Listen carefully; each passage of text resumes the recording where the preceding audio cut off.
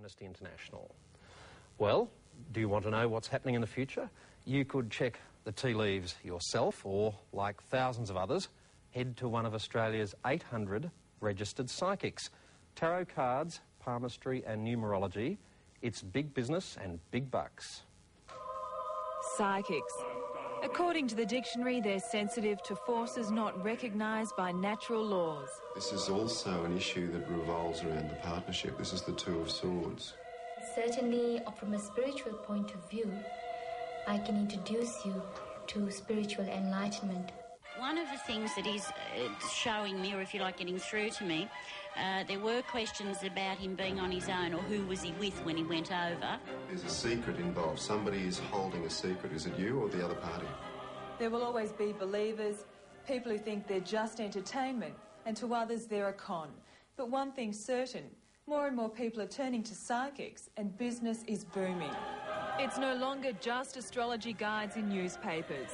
The top women's magazines devote pages to psychic help columns. Often it's the first thing readers turn to. There's even a psychic hotline. Please leave your name, STD area code and phone number, and our first available psychic will call you straight back. For $25, people can call up for an instant reading. In the last 6 months, they've had 20,000 calls. That adds up to $500,000.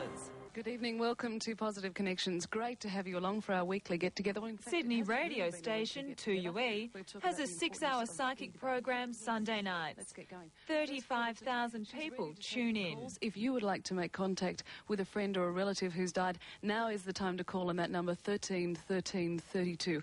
More and more psychics are setting up business. Membership to the Australian Psychic Association has increased by 20% in just 1 year. They now have 800 members. Psychics are popular because there's a greater degree of credibility now with psychics, that they're able to truly help people. Perhaps more credible, but the attraction seems to be reassurance. Are you in control, or is John Hughes is head of an international marketing organisation. He had his first personal reading 10 years ago and his first business reading 4 years ago. Basically, to see that if I was on the right track. I knew mentally, and I had my goals set as to what I really wanted to do, but it's just mainly more reassurance than anything else, to have someone else back up that you're on the right track.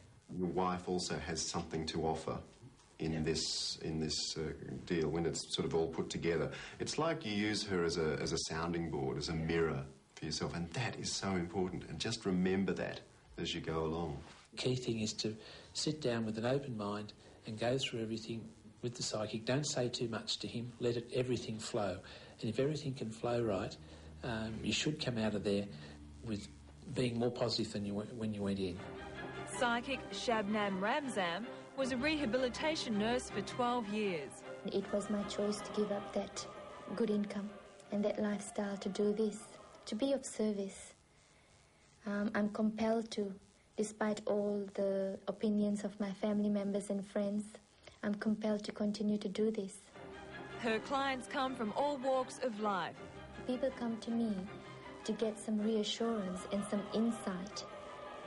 They want long-sighted vision. They want to know what the future holds for them, that their effort and their unhappiness or their sorrow will go away. A psychic who tries to encourage someone to be dependent upon them is certainly not a truly professional psychic.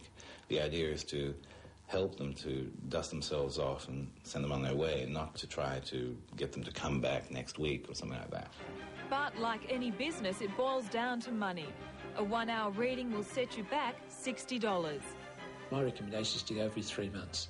So 4 times a year if you're getting the results. So how can you tell if a psychic is a shonk?